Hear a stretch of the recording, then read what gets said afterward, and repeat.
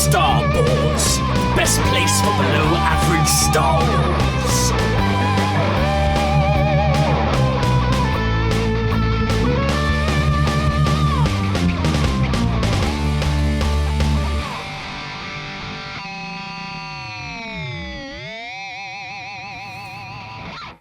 Hello there, and welcome to the Star Wars Show, a UK-based Star Wars podcast with in-depth discussions and analysis sprinkled with some silliness.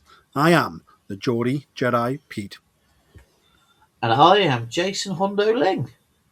And we are back with a brand new episode, again deep dive reviewing the latest episodes of Star Wars Maul, Shadow Lord. Of course, the brand new animation on Disney+. And we're going to be doing episodes 4 and... where are we up to? Is it 3, 4, 5 and 6? Is that right, Jason? It is. I know, it seems so long ago, doesn't it? It does indeed. So yes, we've got 2 weeks worth of episodes. That's why I was a bit tongue-tied there. But yes, episodes 3, 4, 5 and 6. And I think let's just dive straight in. So chapter 3 was called Whispers in the Unknown. It was written by Julia Cooperman, directed by Stuart Lee. It aired on April the 13th, and we're going to deep dive review it. So if you haven't watched it yet, pause the podcast and go and listen now. But a brief breakdown of this episode was Maul's followers confront the escaped Devon and direct her to Maul, who offers her tea. He was very samurai-esque, I thought, in this moment. Devon seizes half of Maul's double-bladed lightsaber and attempts to fight him. Maul hides in the darkness and taunts the terrified Devon, questioning her path now that her life with the Jedi Order is over. We then see Lawson telling Two Boots what he's learned about Maul and tells him to investigate Vario's dealings with the Pikes as he takes some time to attend Riley's sports match. Riley, of course, is Lawson's son. Lawson is approached by Daki at the event, claiming to be Devon's uncle, who says Devon was just caught in the wrong place at the wrong time. Two Boots and the TDF officer Reb discover a confrontation between the Pikes and Vario's men over a shipment, only to be ambushed by Maul's followers, who destroy the shipment and flee. Lawson leaves Riley's match early when notified of the attack by Two Boots, who continues to advocate calling the Empire. Two Boots has a hard-on for the Empire, doesn't he? But yes, when Lawson again refuses, Two Boots goes over his head to Kleiss, who is of course head of the police department, straining their relationship. As Devon attempts to escape, Maul reveals himself and they fight. He reclaims his lightsaber before letting her leave. Jason, what was your overall thoughts on Chapter 3, Whispers in the Unknown? Yeah, this was quite an interesting episode because it sort of... there was the first part, or the first bit that we were introduced to was the sort of Maul's manipulation or attempted manipulation of Devon. And there was a lot of mind games which we've seen in the past with Maul, with the likes of Ezra, where he was trying to corrupt Ezra, and it's very similar sort of attitude almost that he's got in this episode, which obviously, you know, this is before Ezra, so this is him practicing his manipulation. But it was, you know, obviously he sort of set it up. It was made easy for Devon to escape. She was never truly a prisoner.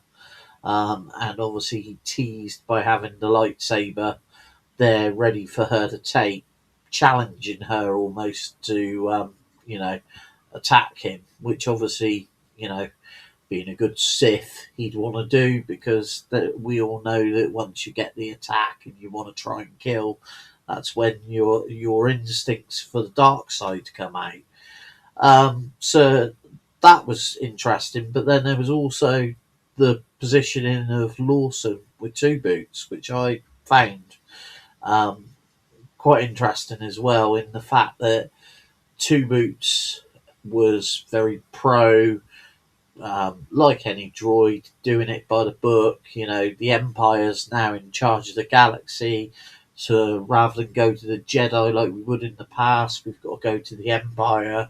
Whereas Brandon Lawson's obviously had experience that we don't know about with the Empire at the moment.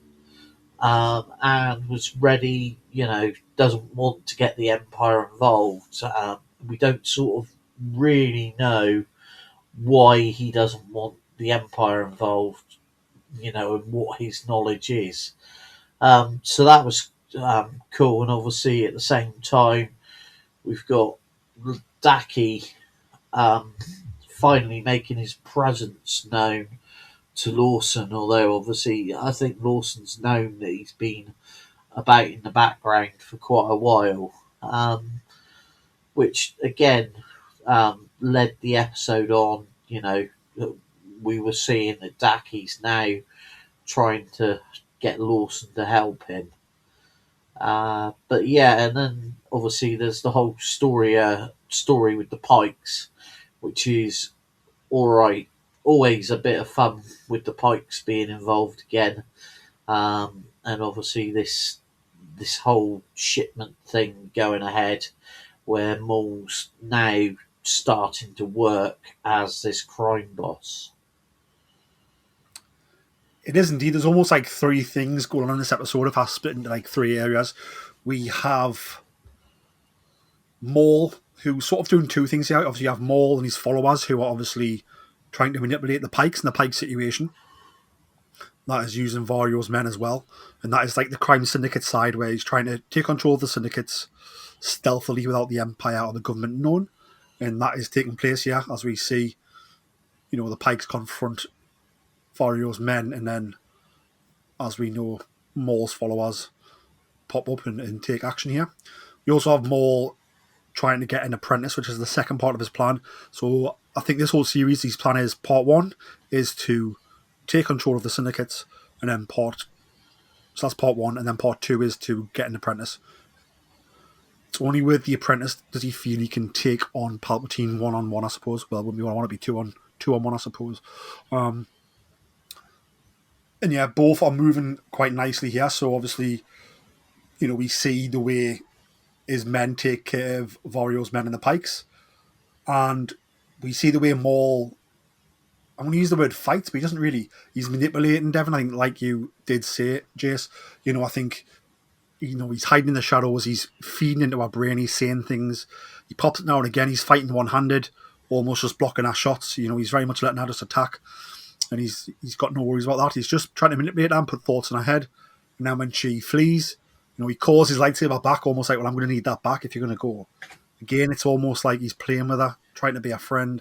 And he knows he said some things that are going to resonate in her brain. So, like, he's playing the long game with Devon, I feel. So that's like Maul and what's happening there. We then have sort of the police department.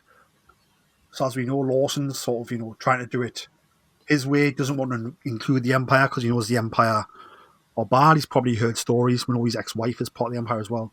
Where he knows that once they turn up on a world, they very much become very authoritative over that world, and all rights go away. Similar to what we've seen in Andor. When the Empire turn up, it's bad news for the local population. And then we have Tubu. Strikes me as a bit strange because he's almost like they're trying to make him have personality, like to be different, by giving him the boots and giving him the human voice. But then they've also, he pretends to drink coffee. Then they've also made him like go buy the book with this Empire thing, which is weird. Like, for example, C-3PO's buy the book, and R2's not. R2 will do what his master tells him, whether it's Anakin, whether it's Luke, whether it's Captain Antilles, like whoever it is, whether it's Princess Leia. But Two Boots almost has the R2 personality, but then has the C-3PO by the bookness of him. And I think, like, he probably should listen to his partner here. And his partner's probably his master in terms of, like, droids and humans. But he doesn't. He keeps trying to go above. And I wonder if there's Imperial programming inside these robots, maybe. Or time will tell on that one. And then we have the Jedi. So what I found really cool was obviously Daki turns up at Lawson's son's sports game.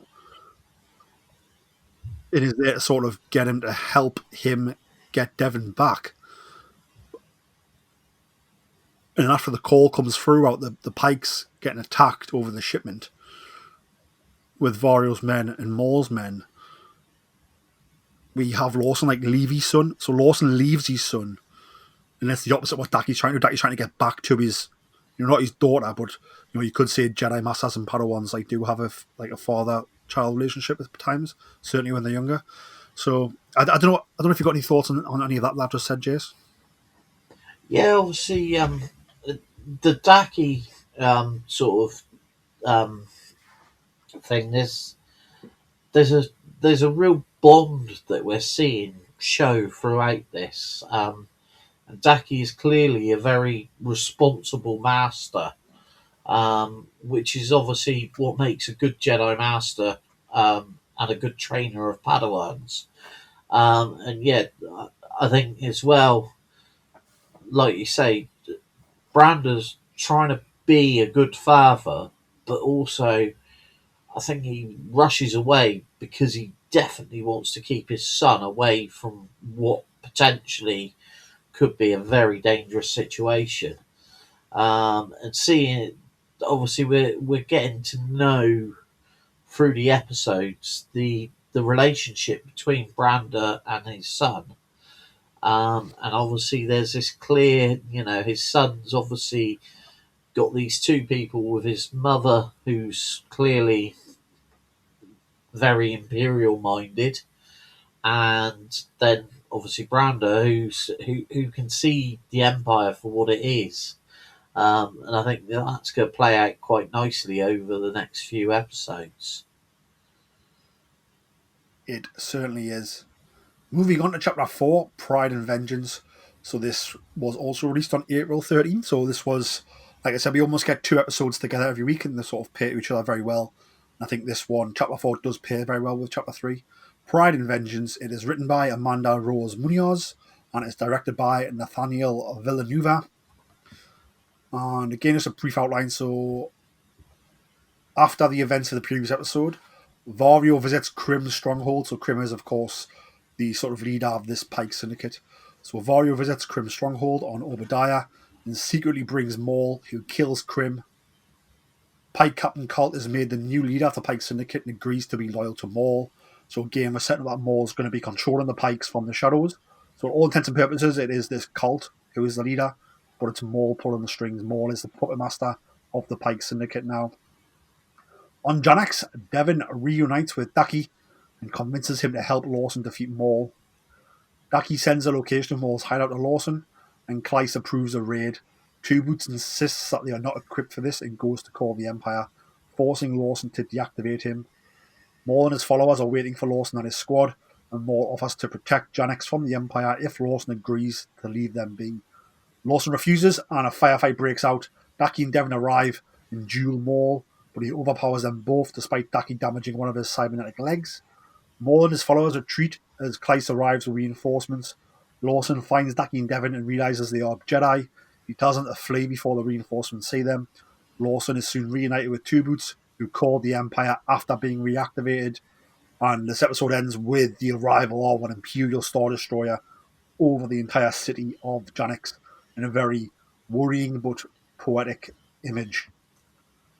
Jace, talk us through your thoughts on Chapter 4, Pride and Vengeance. Yeah, this episode for me was a lot of fun, and a really good setup for the entrance of the Empire and the Inquisitors. So obviously, we first got this classic Maul double cross to take control of the Pike Syndicate. I have to admit, I watched it and I was like, oh, I should have twigged that wasn't going to be Maul. Obviously, they still had these two Zabraks that were loyal to Maul. So that sort of, I in my early morning, not quite awake mind, didn't twig what was going on and was like, oh, that's cool. So obviously, seeing them all take control of the Pike Syndicate and install Cal as the new leader, obviously shows us now how things lead into what we see later on in Star Wars with like Solo and Rebels. So I really enjoyed that bit, and it sort of showed us Maul as the crime lord and how he took over these already very powerful organisations. Then obviously the bit on Janix where Devon meets up with um, Daki, and they come up with this plan to help Lawson. At this point, Devon is very much, okay, I can see Maul's dangerous. Maul sort of hasn't really succeeded in his manipulation. She's still very loyal to Daki, which is really cool seeing that, them working together to help Lawson. And again, the whole thing with Two Boots, I get what you mean. And I do think that maybe rather than having a droid character, they should have sort of had an alien type character working aside Lawson, because I don't think it, he's clearly fighting his programming and trying to be something that he really shouldn't be, which I can see where you're coming from at times, and like we said with Richard's voice coming through rather than being robotic, it's very much his voice and a little bit too human.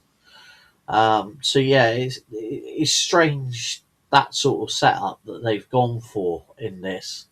But obviously they wanted someone that's going to be pushing to get the Empire involved in order to bring the Empire into it. So when he deactivated Two Boots, it was sort of like, yeah, he's going rogue now, which was what was needed. The whole sort of incident when they then have this sort of almost standoff where obviously you've got the police units there, you've got Daki and Devon have snuck in, but Maul is always, he's, until they have the fight and he gets injured, he seems to be one step ahead of everyone else, which is very Maul.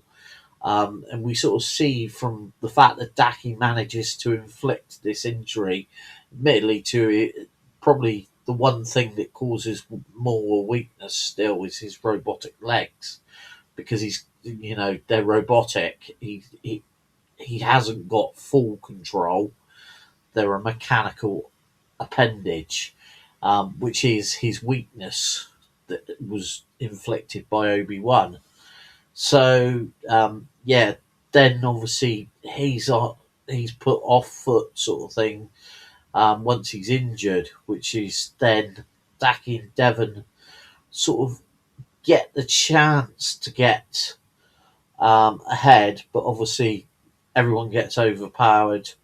But there's the realization of Lawson seeing that these two are Jedi, and obviously if he was loyal to the Empire and he was, an imperial official, he'd want to take them prisoner. But this again, you see, he doesn't trust the Empire, and he also remembers the time when the Jedi were the ones that did the protecting. And I think him letting them go sort of shows that he remembers the Jedi were the true defenders of the galaxy, which is a real nice, which obviously leads into why he will eventually, as we see later, join forces with Devon and Daki, although reluctantly. So obviously that's really cool. And then when we then see that Two Boots has been reactivated, and then there's the realization that he's done the unthinkable and has sent the message. And it was perfect Star Wars when you just saw that ship coming over and it was setting it up ready, and it was like, yeah, we're midway, or just heading towards the midway point, and now the Empire have come in. And this is where it's going to hot up because now Maul's going to have to face off against the Inquisitors. No, it certainly is. I also thought that, so again, breaking it down how I've broken it down in the past episode as well, if we look at the police side of it, so obviously, like the police leader, Kleiss has sort of backed Lawson. Lawson's gone into this and, been ambushed. Kleiss arrives with reinforcements, but because Kleiss has backed Lawson, sort of they're in big trouble. If the Empire find out about Maul, they're going to come with Hellfire and Brimstone. I think Lawson knows that. I think when Lawson sees the Jedi, he's a bit like, Jesus, if the Empire turn up and then they see the Jedi as well, and they think we've been helping the Jedi, then we're all definitely doomed. So, yeah, I think there's a lot playing for his mind here when he sees that they are Jedi. Yeah, I think he does see, I think he does believe the Jedi were persecuted a little bit, but I think also his main worry is that if there's Jedi here in the Empire, I think we've been helping them, we're all going to die. And I think he understands that. Great point we said about Two Boots, again, looking at the police side of things, where for a droid who, wears boots, he's got the name Two Boots, he doesn't have a designation. He's tend to drink coffee and tend to be like a cop, like you see in an 80s movie. But then, as soon as you ask him to not call the Empire, he can't do it. Like, you can drink coffee and pretend he's wearing shoes, but he can't not call the Empire. It's just very fishy. Maybe it's going to be something down the line, or maybe it's just a character I don't necessarily agree with. Who knows? But time will tell. In terms of the Pikes, obviously, it's a big moment for Maul, I think. Obviously, Maul so far has gained control of the syndicates on Janex, which I think are pretty small time. If you look at Vario, and I can't remember the guy's name, but who Vario killed in the first 2 episodes as well. He's taken control of those syndicates on Janex, which are quite small time. Then he's used them to get to the Pikes, and now right here, he's now got control of the Pikes, that's the first big step in Maul's move forward, I suppose.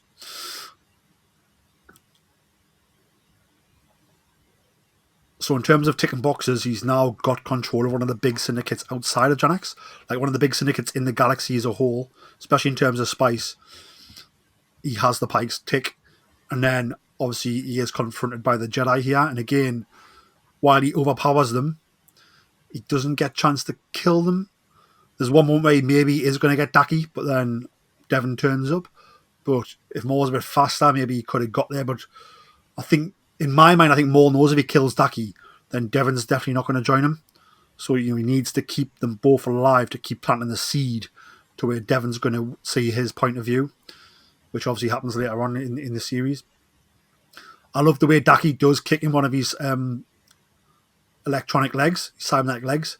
I think it goes back to, again, you said it, the weakness that Obi-Wan gave him when he sliced him in half, but also it does go back to, in the Clone Wars, when Maul gets his legs from Mother Talzin and the Witches, he's very overpowered and they're very powerful and in the mechanic, but they're also magic, where now, obviously, all of the Night Sisters and Mother Talzin are gone after the war, being wiped out. And you can see that he's having to deal with like a mechanical side of it. So yeah, I think that just showed just how things have changed since the Clone Wars to now for Maul. And I think you've seen it there. So when he's getting fixed by the Mandalorians, you can see in his mind he's thinking like, this shouldn't be something I'm dealing with, but it is. But you can see he's quite frustrated by that. And then yeah, in terms of the Jedi, I think they turn up, try to do a Jedi thing. I think they are in hiding, right? But they are Jedi. So, they find out Lawson and his squad are in trouble, so they want to turn up because they're the best suited people to take on Maul and help defend the police. That's what they try and do. And yeah, I thought it was a cool lightsaber battle. Both of them working together. They probably haven't ignited the lightsabers in a long time because obviously they are in hiding. And it was good to see Devon come to Daki's aid. Daki does seem, I'm not going to say old, although he is the master, so he is older, but Daki does seem a bit unwell. And I don't know if it's just because he's starving or if there's something else going on, but there is moments where he seems weak, and I wonder if that's going to play a part later on as we move on. And obviously, we end with the Star Destroyer arriving at Janex, and I think this is going to spell a change in feeling, not just for the series, but also Janex is never going to be the same now that the Empire is here. So, have you got any thoughts on anything I've just said there, Jace? No, that was, for me. It was a great episode leading into the um, entrance of the Empire, and also it gave us a really cool lightsaber duel between Maul and a Jedi Master and Padawan. It was a teaser of what's to come with the battles and that, and Maul is still really, really impressive with his lightsabers. So I'm looking forward to, and obviously the next two episodes, we get to see more of that, and we will discuss how much fun they were. Indeed. So, Chapter 5, Inquisition, was written by Jennifer Colbert. This aired on April 20th, and it was directed by Saul Ruiz and Tatiana Drury Carvin. And yes, it picks up exactly where the last episode left off. Obviously, the Star Destroyer arrives with Organics. Of course, with the Star Destroyer, with the fact it's here because of Maul, we sort of know that it's going to have some Inquisitor occupancy. And yes, Imperial forces led by Lieutenant Blake and the Jedi hunting Inquisitor Marok occupy Janek City and take over the investigation into Maul. Devon wants to stay to confront Maul, but Daki decides to escape the city to hide from the Empire. As they attempt to leave, the city is locked down and they are cut off by Imperial stormtroopers. Despite the protests of his second in command, the Root Cast, Maul decides to stay in the city in hopes of making Devon his apprentice. Chief Kleiss is interrogated by the Imperials and is not seen again. Blake says she has been permanently transferred. Lawson is questioned by Merrick and claims that he first encountered Maul during an ambush in the lower levels of Janex. Riley contacts his mother, Drea, who works for the Empire, and tells Riley to cooperate with the investigation.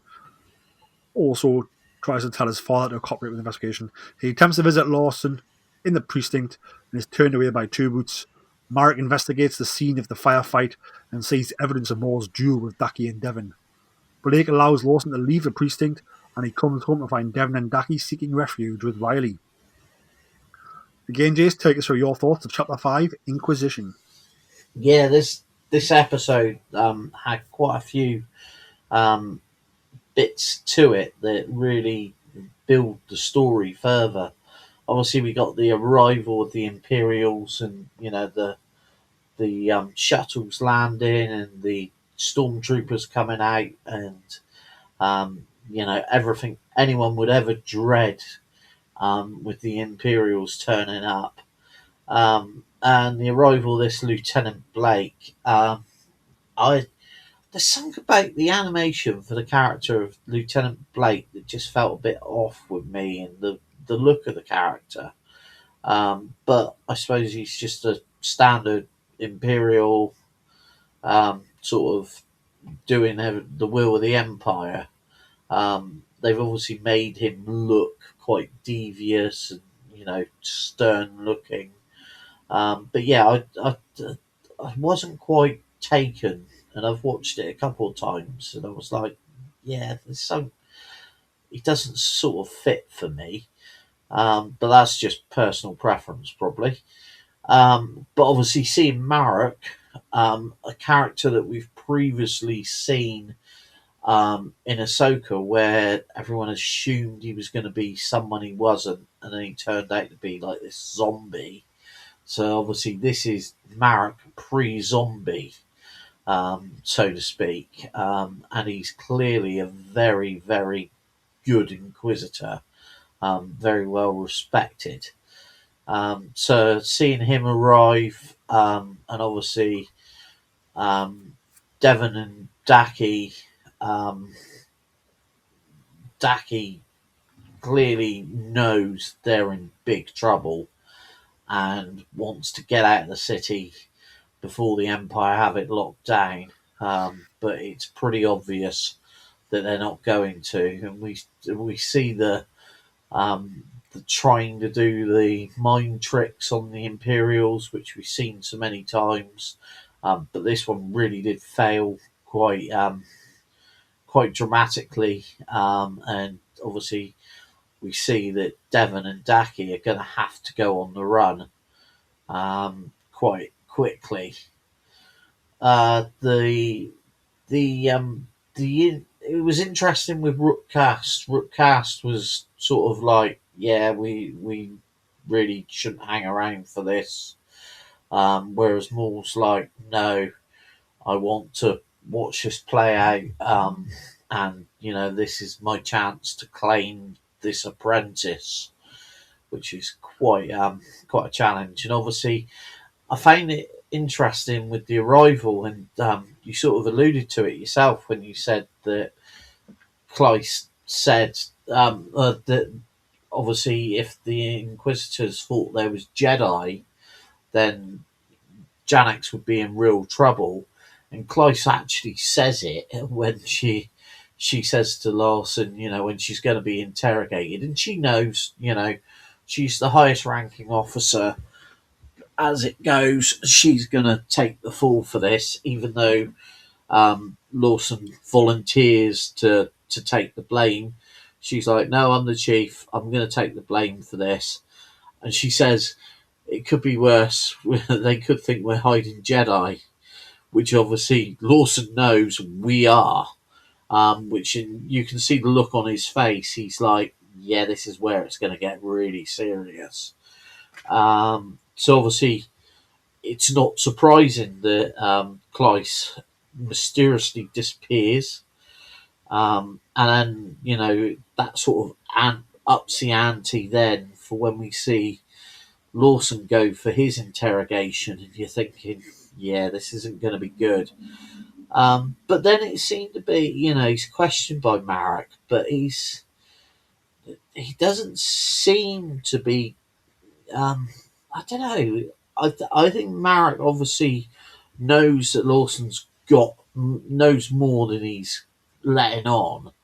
So I think possibly, I think the release of Lawson is almost like, okay, let's watch this play out and see what we might learn, rather than just get rid of this cop, which we've done with the previous one.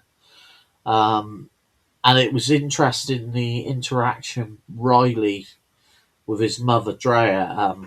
I sort of, once he mentioned that the Inquisitors were there, it was very much, okay, do as you're told, answer the questions, don't antagonise them, tell your dad not to antagonise them.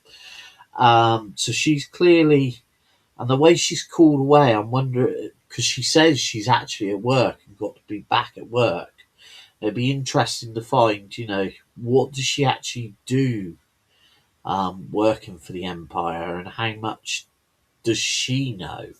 Whether we're going to see more of this character, I suspect the fact that they've introduced her, she's going to appear again at some point. So obviously, yeah, we got that. Riley is clearly very worried. Goes to see Two Boots, which doesn't go down very well, and obviously it's quite interesting, the interaction with Two Boots and Lieutenant Blake.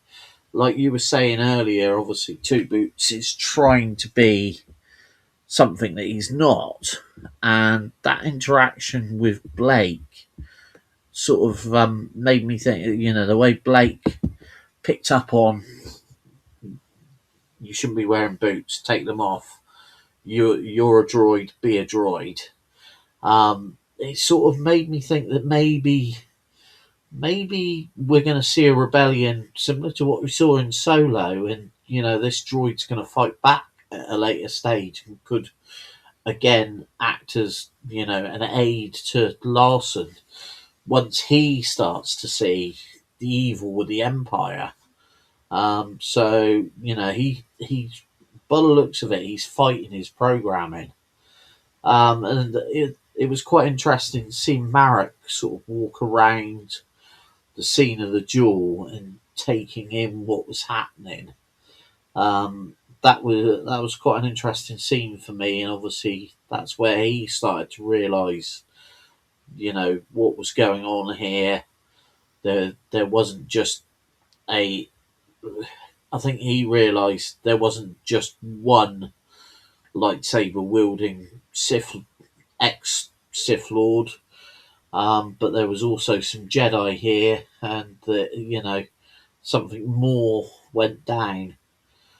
And then the reveal, we see Lawson heading home. He's got out of prison. He's driving home. He's clearly stressed, and he's thinking, right, I've got to explain this to Riley and that. And then he opens the door, and who's sat there? Devon and Dacky, and all of his worst fears as he opened that door and saw them there. I thought that was a perfect point to end that episode, because it was like he thought he got away. He thought he talked his way out of it with Marek, and he was going home, and they'd find a way, and then all of a sudden, oh no, this is where it's going to go really wrong. Which leads us straight into the next episode. Yeah, I think to me, obviously I've been breaking the episode down to three things, like Maul and the gang, the police and the Jedi. I think when I add the Empire and the Inquisition, now it's like there's a fourth story point now. So I think for this episode, if we look at the police, I think that Chief Kleiss, doesn't fully understand what's, the clout the Empire have and how bad Maul is. So she's like, oh, I'll go face it. I think she's maybe expecting to get a slap on the wrist, maybe disciplined, but she's not expecting to get disappeared. And the fact that she does means that, actually, yeah, the Empire are evil Nazis that will make you disappear. And I think she goes into that expecting the worst, but her worst is maybe being suspended or being demoted. But actually, no, she's been disappeared here. So I'm not saying she's dead. What I am saying is that she's probably gone to a prison planet, like in Cassian Andor, where she'll be doing slave labour for prison sentences. If that makes sense. Yeah. That's probably where she's gone, which is pretty awful, right? It's forced labour. It's an encampment. It's concentration camp basically in space. So yeah, not good. And I think in her wildest dreams, I thought that would be a thing, because this is a small world. Yeah, it's a big city and it's modern, but they've never dealt with the Empire before and they weren't expecting this. I think if we look at that, and then once Lawson gets called in, Lawson sort of gives a half truth. He says, "Oh, yep, I met Maul down there," and shows him where he did it. And I think once he gets released, I think he heads straight home, and he doesn't realise. And we'll get into it next episode. But I don't think Marek ever believes him. I think Marek's I'm going to put him back in play and follow him and see what happens, because something's not right. I don't know what it is yet, but something's not right. But we talk about that in the next episode. But yeah, when we look at the Jedi, obviously, they're on the run. It's very much Order 66-esque, We've seen many scenes where the Jedi are taught to run. They do use the mind trick, and it works on one of the troopers, because there's that many troopers, they're talking to each other and they don't understand why it's happened.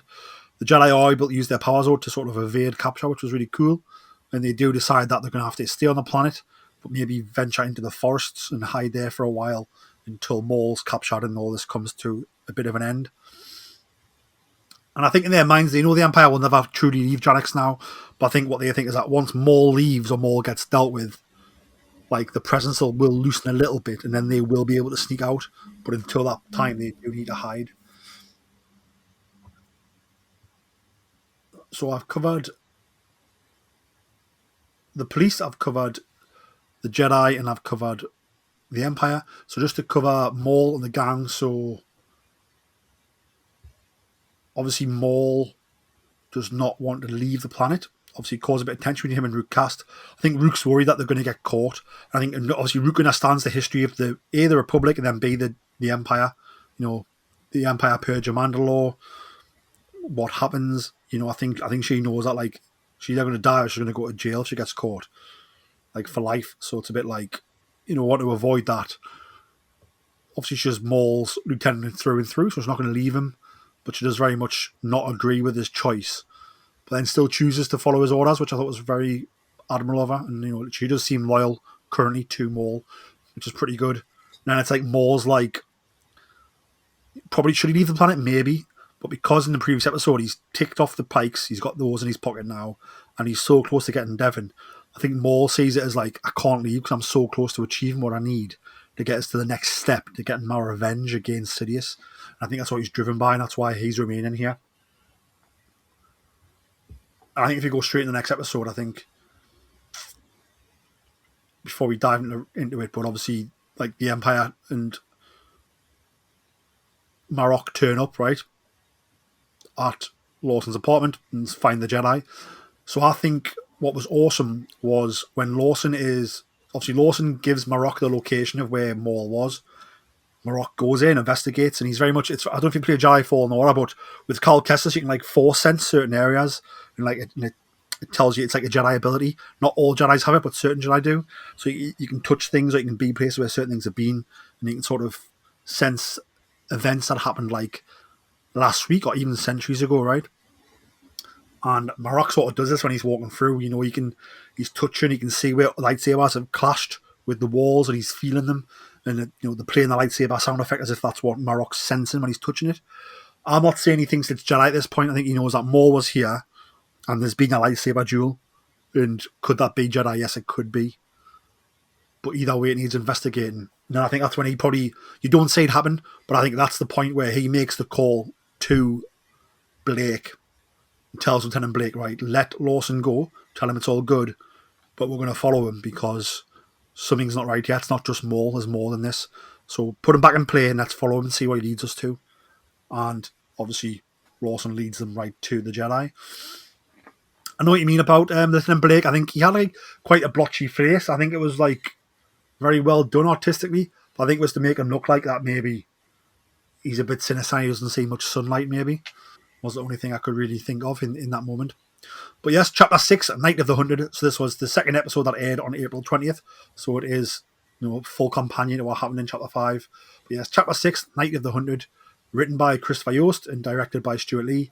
Daki explains to Lawson that he and Devon have survived the purge of the Jedi Order and must avoid the Empire to stay alive. Marek arrives at Lawson's apartment and duels Daki and Devon. The pair manage to steal an Imperial gunship and escape with Lawson and Riley. They are chased through the city by other gunships and are shot down. Maul confirms that Devon is still in the city and plans to intervene. He tells Vario that the deal is concluded, and Vario is free to leave and take his chances with the Empire. Vario chooses to remain with Maul. He's obviously very scared of the Empire. Thinks Maul can protect them, I believe. Lawson takes Riley, Daki and Devon to meet Sul, a former bounty hunter who saved Lawson in a past mission. He asks her for help escaping the planet, but the Empire soon arrives at Sul's casino. There's a very freaky-looking green alien who definitely grasses on them, I think. But yes, Lawson and Daki hold off stormtroopers while Devon and Riley escape to a train platform. They are pursued by Marek, who duels with Devon on the train. Maul comes to their aid, helping Devon overpower Marek until they are able to get away from him. Marek contacts his master to confirm Maul's presence and that of the Jedi. Jace, this was a fantastic episode and perfect companion to Chapter 5. Talk us through your thoughts on Chapter 6, Night of the 100. Yeah, obviously, the start in itself sort of did something for me that set this, I think, not only just this episode, but I think possibly the next 2 or 3 episodes up, was that almost instantly the Jedi and Padawan paired off with the father and son. So obviously the Daki told Devon to go and leave him with Branda so they could talk, and to go and spend time with Riley. And it was quite interesting. So obviously we've got these 2 older, wiser characters discussing what's going on and what needs to be done. And then there's these 2 younger characters that are like, what are we in? What's happening here? What? And they're sort of trying to find out about each other. And I thought that was quite an interesting dynamic that set it up. And it showed the trust that Daki has in Devon as well, when Marek does turn up, and they need to sort of, the fight begins. Obviously Daki knows that this Inquisitor is going to be a very powerful person, and quite frankly, straight away says to Devon, right, your responsibility is look after the two civilians whilst I hold this Inquisitor. And obviously, Devon's sort of torn. She wants to stay and help her master, but she also respects that he's given her this mission and follows the orders. You know, she's going off to help Branda and Riley, even though I think Branda would have just preferred she'd stayed there and held the Inquisitor back and left him to deal with it. And the sort of interaction then when we get onto the roof where they're looking at the, you know, getting the Imperial gunship, and there's like the playful bickering was, well, maybe it wasn't such a good idea coming up on the roof, which I thought was quite fun. That, you know, we've got this potential relationship or interact, not relationship with anything like that, but their interaction is almost playfully confronting each other. And obviously, Brander's very much I'm older, wiser, that sort of thing. The seeing them steal the gunships, great fun. I love the gunships. I've always loved them since Clone Wars and that. So seeing them here, and obviously seeing the chase, and I just really enjoyed seeing these back in action, and they were the perfect tool. And obviously, then we've got this this whole thing where Maul's now going off. He sees the arrival of the Inquisitor and the threat to Devon as his chance to manipulate, and he's doing what he always does. Maul manipulates, and he's manipulating this situation, that this is where he can show Devon that, you know, there's there's the dark side, and I think Maul now sits in between the dark and the light side almost. He's not grey, like the description of like the grey Jedi and all this, but he's definitely somewhere in between. He can see the power of both, I think, although he definitely leans further towards the dark side. So, you know, obviously Maul's going to take advantage of this situation. And then the interaction with Vario, you know, Vario's sort of, you know, I've done what you want me to do. And Maul's like, yeah, you have, off you go. And then Vario's like, yeah, maybe that's not such a good idea because I think you know, Vario's been quite an interesting character, and I have to admit, when he first came into the series, I was like, oh, this is a bit of a gimmicky, annoying crime boss. You know, he's small. In the first episode, he had that big cyber suit that was just a bit clunky and a bit strange. And then they showed him in his smaller self, and I thought, not sure if I like this. But as the episodes have gone on, and I think this is one of the characters they've built quite well, to actually, you know, you actually want to know where his story's going. So the fact that he's decided to stay with Maul could bring on some interesting stuff in the future.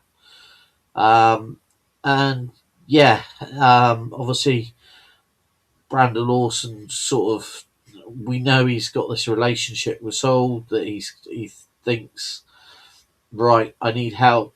This is where I'm going to go, and we discover in the episode, you know, that they've saved each other's lives, so they've got almost like a life debt to each other. So I think we now know why there's the trust between the two of them. They've been in a situation previously, and now they're linked permanently. But obviously, before Saul even has chance, we've got the stormtroopers turning up. Obviously, it's not surprising they're going to turn up at this sort of club place, because they're going to be looking for all of these people in all of the dark and grimy places, and the places where crime's going to happen. This is where they're going to be looking, because that's what stormtroopers do. And as you rightfully said, that alien, Star Wars has got away. They did it obviously in A New Hope, where you had the tube-like alien that grassed up Han Solo. Then you had in, I think it was then in Force Awakens, there was at Mars's castle. There was the two villains there that grassed up Ray and that, and it was it's a Star Wars thing, and you always know when they suddenly focus on this alien that's sort of just been a background character. It's like that's the grass, that's the one that's going to get them into trouble. So obviously it was pretty obvious that the stormtroopers were going to turn up. So obviously then we've got another a second sort of great escape. But this is where everything gets divided. You know, Lawson and Daki stay behind, and you've got Devon and Riley go off. They're trying to find a way out. The Empire's shutting everything down. Stormtroopers are everywhere they turn.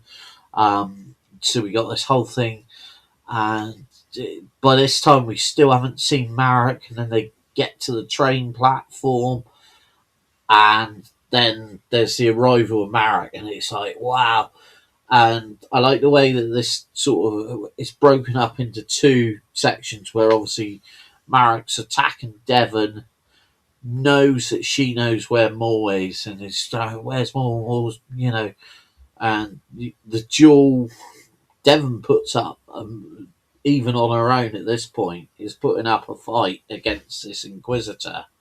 And Riley's sort of there in the background, I think, shell shocked as to what he's, you know, he started the episode out as meeting these two strange people, and all of a sudden he's drawn into this major adventure, and just being dragged along by Devon. And then obviously, you know, Maul turns up, and we've got this whole thing where Maul and Devon, you sort of see them almost working as a team to try and fight with Marek, which is really cool. And I was talking to someone today, and I said the one thing that really struck me is in these episodes is the lightsaber work. You know, we saw it previously I didn't mention it about it in the previous episode. You know, you've got these, similar to what they do with the films now, obviously the technology's moved on, where they, you know, the lightsabers no longer have the light added in pre-production, in post-production. Obviously now they light up and you get the reflection on the face. And I like the way the animators now reflect that in the characters. So like when Daki and Devon light their lightsabers, it lights their face, and with Daki in particular, you get some real brilliant images of the lighting on this sort of scaly dinosaur type face.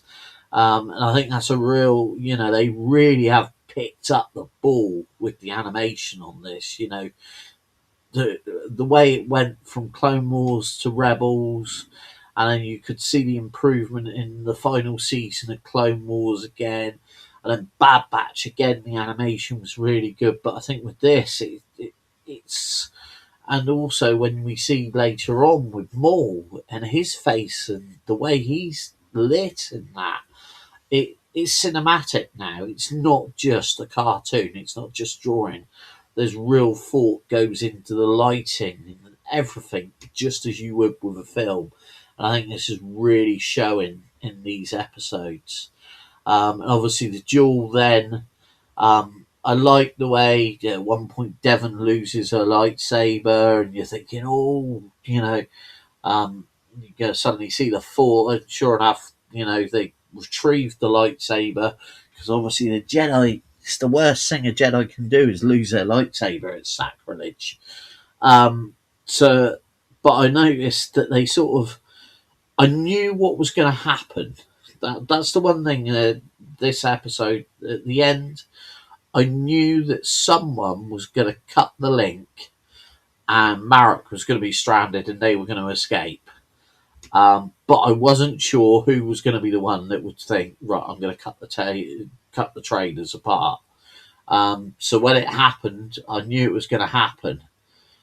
And then it was like the realization then of the way Devon turned her lightsaber to Maul, as if to say, okay, we've got rid of him, but you're still not off the hook. I'm ready to fight you if I need to. And Maul was like, yeah, we're not playing this game at this point, and took the lightsaber down. But as you said, as I think we saw, Devon is now realizing that Maul is more of a ally than a threat. So it could be. I think we're going to see that play out in the next few episodes. And I should say also, when Marek did the whole igniting the dual blades and the spinning blades, like we know the Inquisitors do, I loved the way Maul sort of stood there and then ignited his second blade. It was like, yeah, that's an old trick. I can do better. And then started spinning his saber in a way only Maul could do.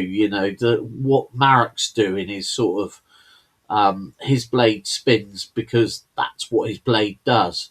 But with Maul, he's at one with his blade and he's working the blade. I really enjoyed that. This was Maul showing us this is what makes me special. So yeah, this episode really, there was so much action. There was a lot of progression of the story, and each character got their chance to shine. I really enjoyed this. Yeah, it was a great episode, and obviously, 6 episodes, we go past the halfway point for, obviously, episode 10 will be the finale. So this takes us past the halfway point of the series, and it really does start to cook up. So again, I'm going to break it down in terms of the Jedi, Maul and the crew, the police, and the Empire and the Inquisitors. So I think if we look at it from the Inquisitors' point of view, sorry, no, we'll start with the Jedi. From the Jedi's point of view, we start with Daki and Devon getting, quite emotional with the Lawsons, sort of saying, they explain that actually the Empire Rise was actually a purge in the Jedi Order. And I think Lawson actually knows what that means when they say that, and it really does hit him. We've been hiding ever since, and the Empire are bad, and they purge the Jedi, and that aligns with what Lawson thinks of the Empire as well, so I think that's why he's on board with that. And then we have, obviously, the Jedi have gone to the Lawsons because they're scared and they don't need to hide and they don't need to try and escape the city. They go to the one place where they think they can get that. In doing so, they put the Lawsons at risk, though, and when the Empire turn up, obviously, the Jedi don't just run. Like, Daki's very clear. He's like, I will stay with Lawson, protect him. You escape with the child, Riley, and use to escape.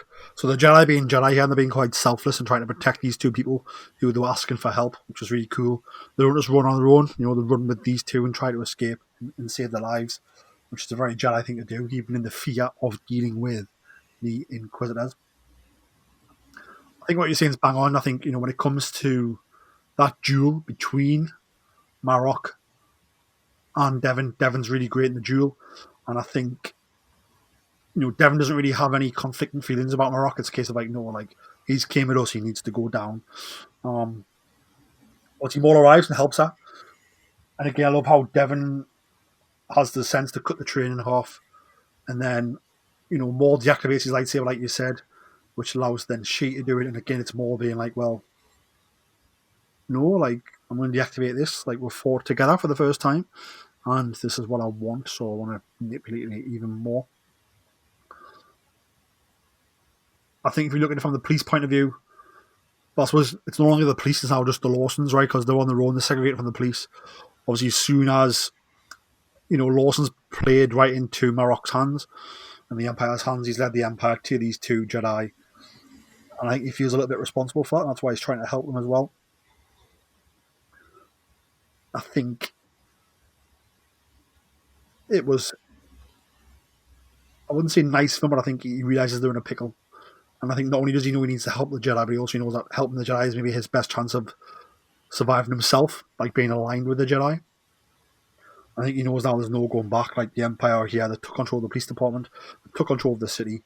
His commanding officer has been removed, and like, yeah, he needs to help these Jedi because if he doesn't help the Jedi, he's going to be killed.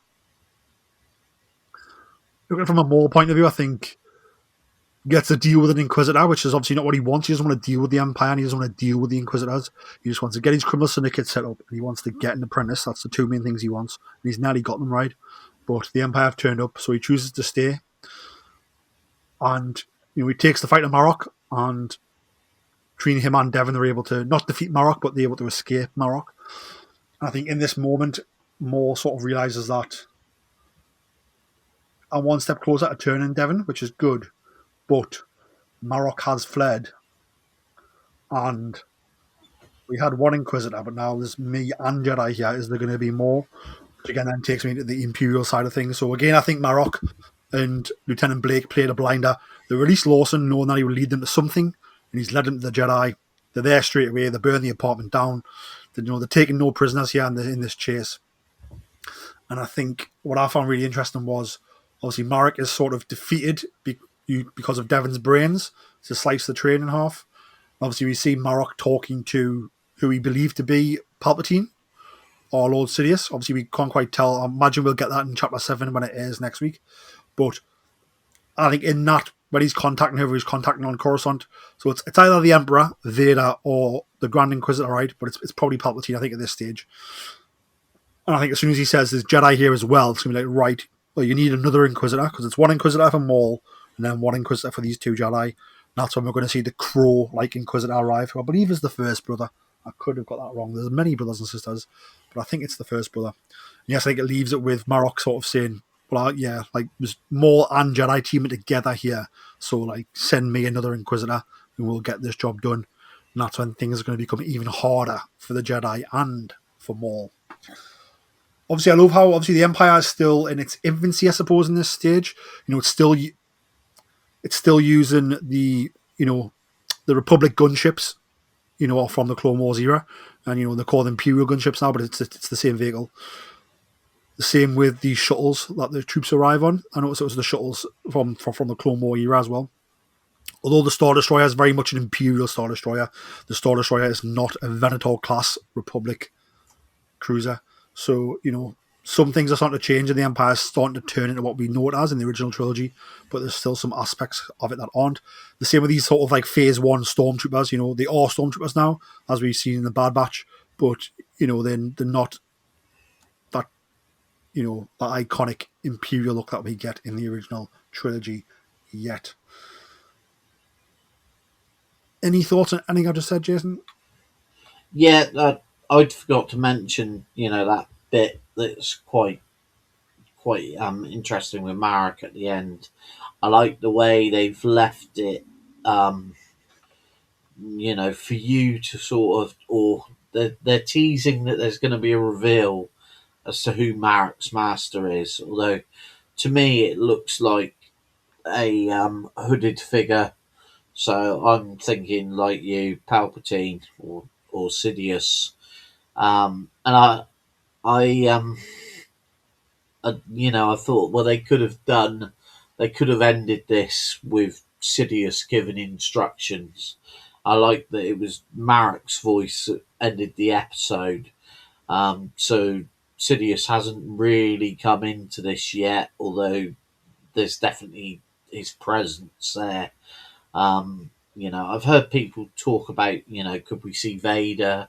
But I think this is going to be, because Maul is so personal for Sidious. Maul's unfinished business as far as Sidious is concerned. So I definitely think that the puppet master of the Inquisitors is going to be Sidious in this part of the Star Wars story. So it'll be quite interesting to see, are we going to get a guest appearance from Ian McDiarmid as the Emperor in this series at some point, or are we going to get the first appearance of Vader with James Earl Jones's voice post, obviously, the passing of James Earl Jones, because obviously he was still, although with Obi-Wan, the Obi-Wan Kenobi series, they used that was very much a computer generated, but James Earl Jones was very much still about at that point. So I think it'll be interesting to see whether this series does step into the Sidious, and if we could see Vader at any point. So I don't think we'll see Vader now. We might see him later. I get the feeling that obviously Two Boots messaged the Empire with information on Maul, right?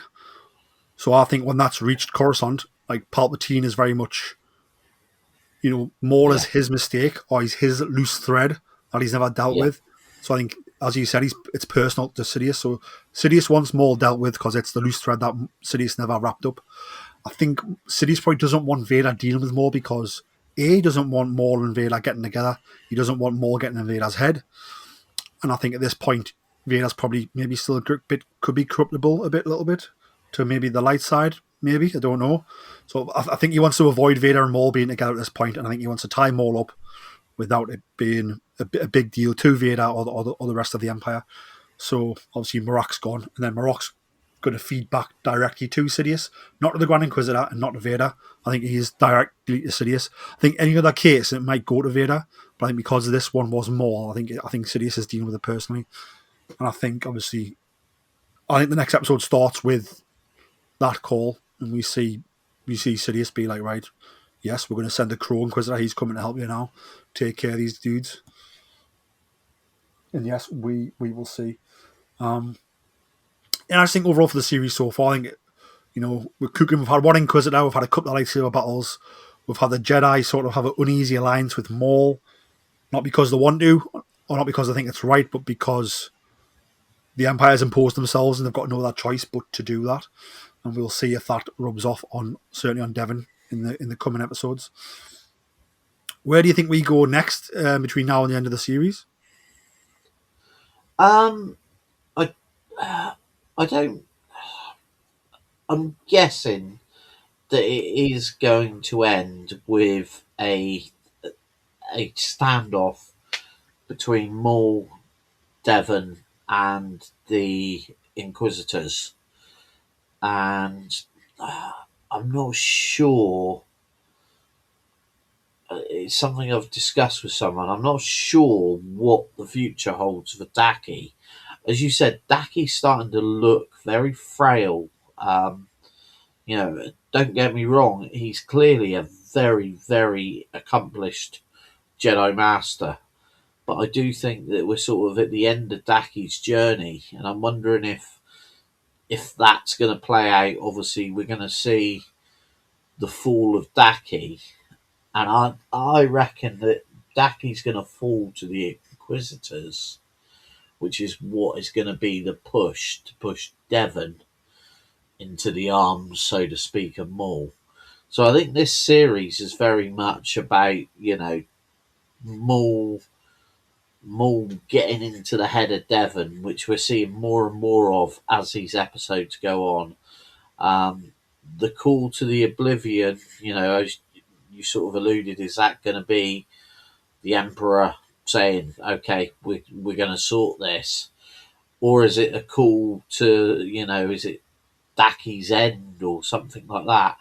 I don't know. There's a lot of ways this could go, but I am liking that it's heading towards the big standoff. And I think it's going to be 2-on-2. I think it's going to be the two Inquisitors against Maul and Devon. I think this is possibly also leading to Marek's fall, and then we're getting the story of how Marek then becomes this zombie that we've seen in the Ahsoka series. So I'm quite excited that, because I think everyone felt a bit cheated with the Ahsoka series when Marek fell and there was no big revelation of who Marek was. I think we're getting the justification in this series. And I think that's one of the clever things that possibly Filoni's done with this series is corrected a wrong from the Ahsoka series. Is it correcting it wrong? Or I just feel Well, the Ahsoka story yeah, wasn't about Marok. Like Marok was there, but like it wasn't about him. And I think yeah, I think here we can tell a bit more about him because it's the right place to do it, not because we're right or wrong. Maybe.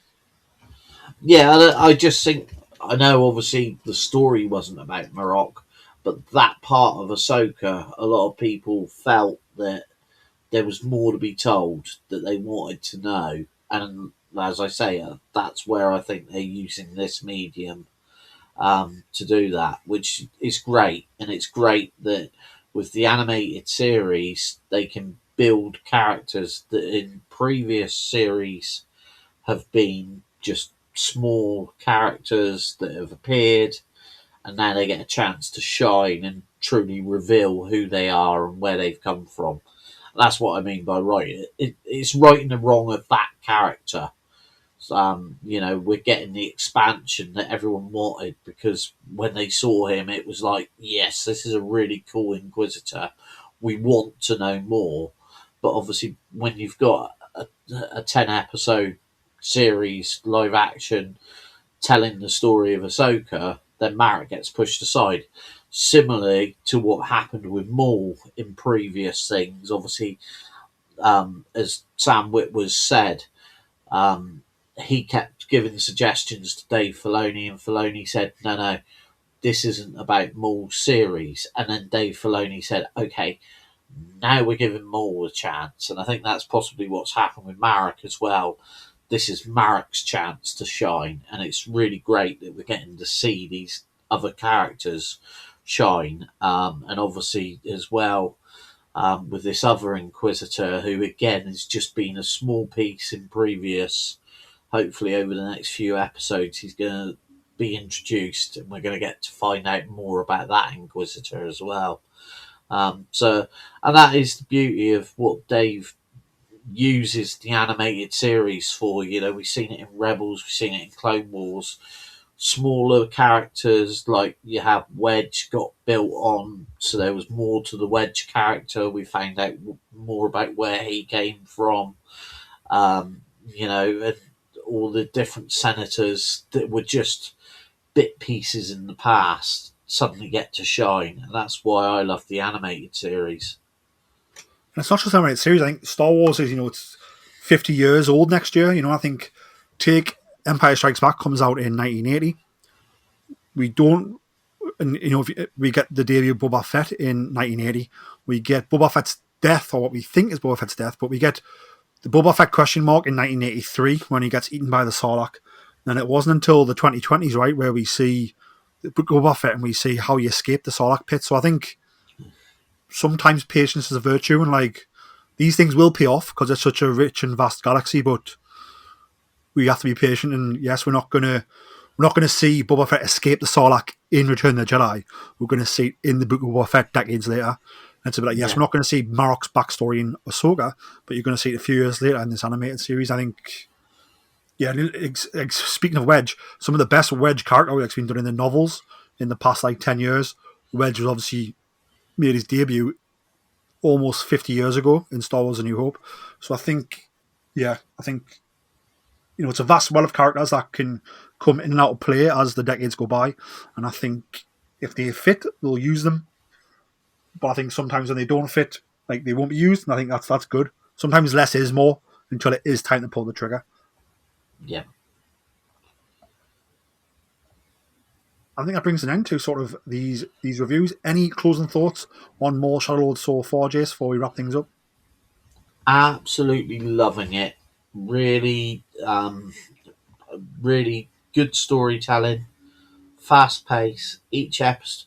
So far, I don't think there's been an episode that I've felt like it's a filler. I've felt that each one's got a purpose to tell the story, to push the story on. I think it's been crafted really well, and the animation and the sound as well. The use of sound has been brilliant. So I'm just loving it and loving the fact that we're finding out more about Maul as a character, And the fact that we now know we're definitely getting season 2 as well, yeah, that just really does. And I'll be the first one to admit I was surprised when that came out, because I'd said previously I thought this was going to be a one and done. So the fact that this is continuing really made me happy when I heard that. And you know, I've got a feeling there could be a 3-season arc planned out for this. And I think they have got a plan in place to lead us to where Maul needs to get to. So I'm looking forward to seeing how it moves on, how we end this. You know, the fact that they're only announcing it as finale, that I'm pretty sure, like we've seen previously, there's going to be a big reveal on the name of that episode and what it means to the story of Maul. Quite possibly, yes. And I think, this season, obviously we didn't realise it was season 2 until, they announced it a few weeks ago. But I think from watching this season, it's a lot of story taking part in a very small time frame. And I think obviously we're building towards Maul being the Shadow Lord, like him ruling all of the syndicates where we see him in Solo Star Wars story, right? So I think, really this story in season 1 is going to end with the conclusion of him and Devon, and like him dealing with these Inquisitors, I think. And he's only going to have acquired the Pikes by the end of it. So this could run for multiple seasons. Like maybe 3. It could run for more if there's more syndicates to take over. I think this can run for as long as they want it to run for, storyline wise. And I think with Star Wars animation, they never overrun it. Like it comes to a smart conclusion they leave us wanting more rather than wishing it had gone away sooner. If that makes sense. I think that'll be the same here. But yeah, this could run for between 3 and 5 seasons, I suppose, because it's dealing with such a small time frame, and we've got to get more from, being the ultimate crime boss, but hidden in the galaxy. Yeah, definitely. Jason, where can people find you on social media? Hondo Ling, as always. Fantastic stuff. You can find the podcast socials in the episode description. But again, may the force be with you all. And remember, always tell that to Kanja Club.